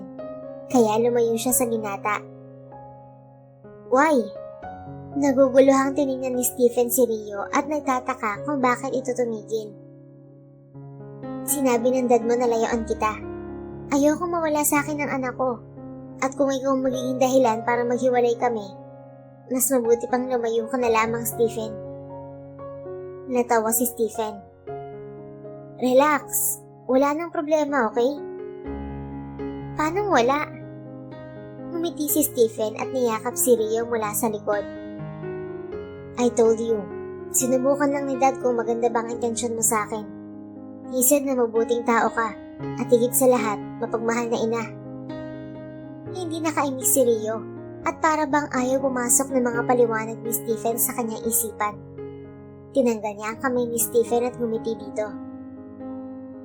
Masaya ako, Stephen, pero hindi rin mababago ang katotohanan na langit ka at lupa ako. Wala nang problema yun sa akin. Ang mahalaga ay ang nararamdaman natin sa isa't isa. Mahal mo rin ba ako? Hindi makaimik si Rio, kaya si Stephen muli ang nagsalita. Rio, napakabuti mong tao, napakamapagmahal mong ina, at nararapat lang na magkaroon ka ng katuwang sa buhay. Kaya sana, hayaan mo kung ipakita sa'yo na mahal kita. Please give me a chance to prove myself. I need you and Anne in my life. Mahal ko kayo. Hayaan mo sana naligawan kita. Lumamlam ang tingin ni Rio sa binata. Tumitig sa mga mata nito na wari sinusukat kung sincero ba si Stephen. Ako na ang pinakatangang babae sa mundo kapag humindi pa ako sa'yo, Stephen. Ilang beses mo na din sinabi at pinakita sa akin na deserve mong bigyan ng chance. At deserve ni Ann ang buong pamilya. Kaya sige, pumapayag na ako. Pahayag ka na ligawan kita? Tumango naman si Rio at tuwang-tuwa siyang niyakap muli ni Stephen. Mula nga ng araw na yon ay sinimula na ni Stephen na pakiligin si Rio. Araw-araw itong may pabulaklak sa babae at madalas ay kasabot pa si Ann kapag may sorpresa ito kay Rio. Isang araw ay nagtaka ang mag-ina dahil hindi pa dumarating si Stephen. Gayong may usapan sila na magsisimba at ipapakilala ni Stephen ng formal ang mag-ina sa daddy nito. Mama, bakit po ang tagal ni Papa? Matatapos na po ang morning mass. Tanong ni Ann sa ina na tila naiinig na. Darating din yun, baka na traffic lang. Teka nga pala anak, alam mo bang ipapakilala tayo ng formal ni Papa mo sa lolo mo? Na-meet ko na siya dati, pero sabi ng Papa mo, gusto niyang magsama-sama daw tayo mag-lunch mamaya. Talaga po? Excited na akong makita si Lolo, Mama. Oo, kaya wag ka nang mainip, okay? Ilang saglit pa ay tumunog ang cellphone ni Rio. Napangiti pa siya nang makita na si Stephen ng caller. Rio? Bungad nito sa kabilang linya. Umiiyak ka ba, Stephen? Bakit? Sabihin mo, may problema ba? Kanina ka pa namin hinihintay ni Ann. Sorry, Rio. Hindi muna tayo matutuloy sa family date natin. Si Dad kasi nasa ospital. Inatake siya sa puso. Natatakot ako. Pakisabi kay Ann, sorry kung hindi ko natupad ang promise ko. Babawi ako sa inyo. Okay lang, ano ka ba? Pupuntahan ka na lang namin. Isend mo sa akin ang address ng ospital. Ma, bakit po? Pagtataka ni Ann nang mapansin na seryoso ang ina sa katawagan. Puntahan natin si Papa mo, anak. He needs us. Nasa ospital daw ang lolo mo kaya hindi muna tayo matutuloy sa family date natin. Inakay ni Rio ang anak at pumara sila ng taxi. Ibinigay niya ang address na ilinex ni Stephen at naabutan nila si Stephen sa ospital na tulala at tumutulo ang luha. Stephen, agad na yumakap si Stephen sa mag-ina nang makalapit sila dito. Salamat, narito kayo. Kanina pa akong kinakabahan kay Daddy. Excited pa siya kanina na makilala si Ann. Tapos nang aalis na kami, bigla na lang nanikip ang dibdib niya. Tahan na, nandito lang kami, Stephen. Hindi ka namin iiwan. Hindi imamig si Stephen at patuloy lamang sa pag-iyak. Sinamahan nila ang binata buong maghapon. Buti na lang at bago sila umuwi mag-ina, ay nagising na rin ang daddy ni Stephen. Mild stroke daw sabi ng doktor. Kaya napanatag na si Stephen. Pinahatid na nito sa driver ang mag-ina dahil hindi pwedeng mapuyat si Ann. Rio, pinapapunta kayo ni Dad sa bahay. Wika ni Stephen at kinarga ang kanyang anak. Ilang araw din itong hindi nakadalo sa mag-ina dahil hands-on sa pagbabantay ng isang linggo sa daddy nito sa ospital. Sige, masaya ako at okay na siya. Oo nga eh, pagising niya si Ann agad ang hinanap. Sinabi ko na galing kayo ron. Hindi niyo lang siya nabalikan nang gising na siya. Gusto ka din pala niyang makausap. Kinakabahan naman ako niyan. Natatawang biro ni Rio at nag-ayos na ng sarili. Matapos mag-ayos ay nagtungo na sila sa mansyon ni na Stephen. Mainit ang pagsalubong ng ama ni Stephen sa mag-ina. Tuwang-tuwa ang Ginoo sa apo. Napakadaldal din naman kasi at bibo ni Ann. Inilibot sila ni Stephen sa buong mansyon. Manghang-mangha si Ann sa laki ng bahay ng ama at lolo nito. Rio Genesis, salamat sa pag-aaruga sa aking apo. Alam ko kung gaano kahirap ang maging solo parent dahil dinas ko yun. Saludo ako sa'yo. Pasensya na kung hindi maganda ang una nating pagkikita ha. Sinubukan lang kita at napatunayan kong mali ako. Pasensya ka na talaga. Paumanhin ni Mr. Montemayor kay Rio. Nasa may swimming pool sina Stephen at Ann. Tinuturuan ni Stephen ang anak na lumangoy. Si Rio naman ay sadyang nagpaiwan sa may visiting area ng mansyon upang makapag-usap. Naiintindihan ko po at pinaliwanag din po sa akin ni Stephen. Natakot lang po ako na baka ilayo niyo sa akin ang anak ko. Kaya kahit masakit, pinilit ko pong layuan ang anak niyo. Masaya ako na tamang babae ang piniling mahalin ng anak ko. Nagulat nga ako nang malaman kong may anak na pala tong si Stephen dahil wala naman siyang nababanggit sa akin. Ako lang ang nag-imbestiga ng sarili ko. At nung malaman ko na ikaw ang nabuntis niya, sinabaybayan ko ang buhay mo. At nakita ko kung gaano kakabuting tao. Patawad kung nag-alinlangan ako sa'yo. And now, I want to welcome you to my family. Sabi ko kay Stephen, pakasalan ka na agad. Niyakap ng matanda si Rio at ganoon din ang dalaga. Masaya siya na sa wakas ay tapos na ang pagsubok na ito sa kanya. Isa na namang pagsubok na nalampasan niya. Hindi naman naglaon ay sinagot na rin ni Rio si Stephen. Pero hindi pa rin sila ikinakasal kahit na dumating na ang graduation ni Anne sa elementarya. Isang araw, umuwi si Anne sa kanilang bahay kasama ang mga kaibigan. Ma, Pa, mga kaibigan ko po. Manggalang napakilala ni Anne sa mga ito. Malugod na tinanggap ni Rio ang mga kaibigan ng kanilang unika iha. Pinaghandapan niya ng makakain ng mga ito. Gagawa lang po kami ng project, Ma. Okay lang po ba? Wika pa ng dalagita. Ma, sabi pala ni Tita Claire, puntahan mo daw siya sa bahay nila dahil miss ka na niya. Saka magpapasama raw siya sa'yo na mamili ng ilang gamit ng baby niya. Malapit na pala mga anak si Tita. Sige na, pupunta ako mamaya. Magbibihis lang ako. Maiwan ko na kayo dito sa papa mo. Maya-maya pa ay lumabas na si Rio at umalis na ng kanilang bahay. Pa, ano, ready ka na? Tanong ni Anne sa ama pagkaalis ni Rio. Sige, gawin na natin anak. Salamat sa pagdala mo dito sa mga kaibigan mo ha. Klaro na ni Stephen na yayain ng kasal si Rio. Kaya pinaalis muna nila ito dahil may sorpresa silang gagawin ni Anne. Agad nagbigay ng instruction si Anne sa mga kaibigan. At si Stephen naman ay speech ang kinabisado. Nakangiting pinapanood ni Stephen ang kanyang anak at mga kaibigan nito. Tuwang-tuwa ang mga kabataan sa ginagawa na tila mga kinikilig pa sa mangyayari mamaya pagbalik ni Rio. Nang matapos na ang kanilang ginagawa ay tinawagan na ni Anne si Claire. Alam na nito ang gagawing arte para mapauwi ng bahay si Rio. Bes, hinimatay daw si Anne. Tara na sa inyo. Kunwari tarantang anunsyo ni Claire. Nagmamadali namang nagmaneho si Rio at hindi nagtagal ay nakarating na sila sa bahay nila. Nahilo ako sa bilis mong mag-drive, Rio. Grabe ka, buntis pa naman ako.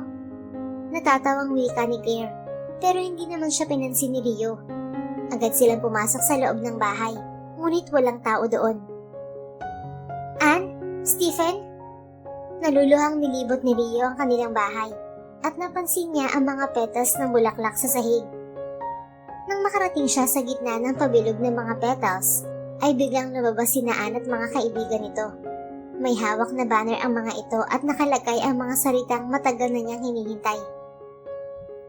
Simula noon hanggang ngayon, ikaw lang ang babaeng nagpatibok sa aking puso, love. Sabi ng boses na biglang umalingaw sa speaker na nakakabit sa buong kabahayan. At alam na alam ni Rio kung sino to. Rio Genesis, can you be my Mrs. Montemayor? Can you be my wife? Dugtong pa ni Stephen sabay labas sa pinagtataguan. Hindi ako magaling magpakilig, love, pero mapagmahal naman ako. Sabi pa ni Stephen sabay luhod at lahad ng singsing kay Rio. Ang corny mo, paring Stephen. Kantyaw ng sigaw ni Claire at nagtawanan ng lahat. Ngayong gabi, Rio Genesis, tinatanggap mo ba ang alok ko na maging asawa at maging ina ng mga magiging anak pa natin? Muling tanong nito. Ngumiti naman si Rio at masayang tumango kay Stephen. Sa tuwa ay binuhat ni Stephen si Rio at hinalikan sa labi. Isang buwan na preparation ang ginawa nila para sa kasalang magaganap. Syempre pa ay abay ang mga kaibigan ni Rio.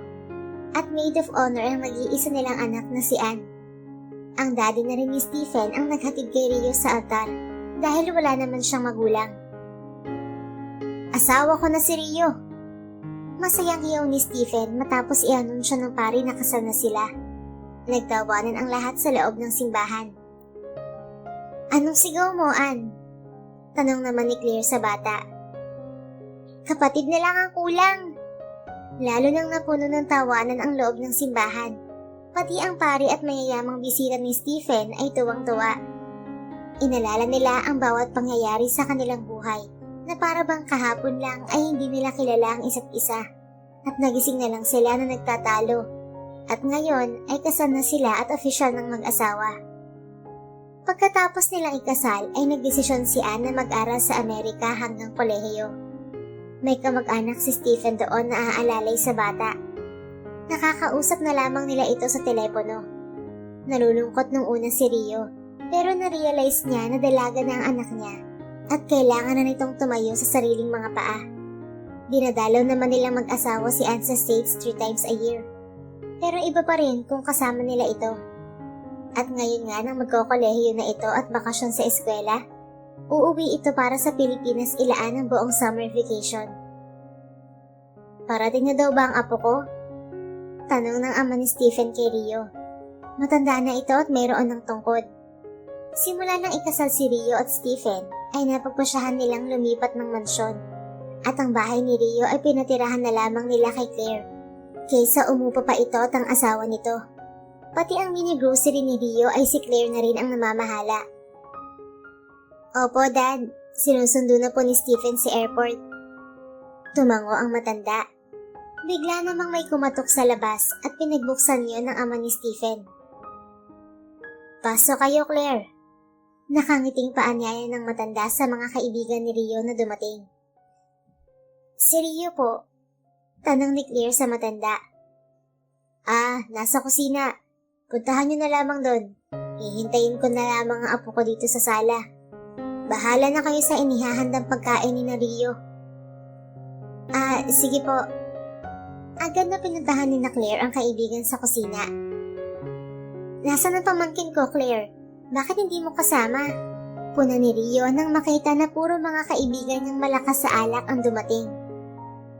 Nasa lola niya, hiniram. Paano kasi, siya lang ang maganda sa lahi nila. Buti nga gwapo yung asawa ko at nadagdagan ng kagandahan sa pamilya nila. Aba, nagbuhat ka na naman ng sariling bangko. Tulungan niyo na nga lang ako maghanda ng makakain natin mamaya, kaysa nagyayabang ka dyan. Sinong sumundo kay Ann? Si Stephen. Dumaan kasi ako sa ospital kanina para dalawin yung bata na tinulungan ko kahapon. Kaso wala na daw dun eh. Hayaan mo na yun. Ang mahalaga ligtas siya. Matapos magkwentuhan, ay nagluto na sila ng iba pang putahe. Teka, bubuksan ko lang ang gate. Wika ni Rio nang marinig ang busina ng kotse. Mayroong katulong si Rio, ngunit nasanay na siya ang kumikilos sa bahay. Pagparada ng kotse ay agad na bumaba si Ann at niyakap ang ina. Matapos magyakapan ay pumasok na ang pamilya sa loob ng bahay. Isang buwan ang lumipas at dumating na ang 18 kaarawan ni Ann. Pinaghandaan niyang mabuti na Rio dahil espesyal yun. Happy 18th birthday, Ann! Sabay-sabay na bati ng lahat sa dalaga. Kinantahan nila ito at nagkainan na sila. Masayang-masaya si Ann at maging si Rio at Stephen. Wala na silang hihilingin pa para sa kanilang pamilya. Anong shoutout mo para kay mama at papa mo, Ann? Tanong ni Claire nang nagkakasiyahan na sila sa videoke. Kapatid na lang ang kulang. Natatawang sigaw ni Ann, kaya nagtawanan ang lahat sa sinabi nito. Kayo, mama at papa, anong shoutout nyo? Sana hindi na matapos pang kasiyahang to. Masayang niyakap ni Rio ang nag-iisa nilang anak at maging si Stephen. Wala nang mapapagsidlan pa ng saya sa puso ni Rio. Tunay ngang napakahiwaga ng pag-ibig. Hindi natin ito inaasahan at mas lalong hindi natin ito mapaghahandaan. Hindi kailanman inakala ni Rio na ang isang gabing pagkakamali nila ni Stephen ang siyang magbibigay ng daan para magkaroon siya ng masayang pamilya. Mahirap sa unang pinagdadaanan niya, Ngunit lahat ng yon ay hindi niya sinukuan. Kahit ano pa ang problemang dumating sa ating buhay, laban lang. Good vibes lang. Be your own paradise and let the world wonder how you make it happen. Gawin mo ang gusto mo basta wala kang natatapakan na tao. Be happy sa lahat ng na-achieve mo sa iyong buhay at lagi magpasalamat sa Panginoon. The end.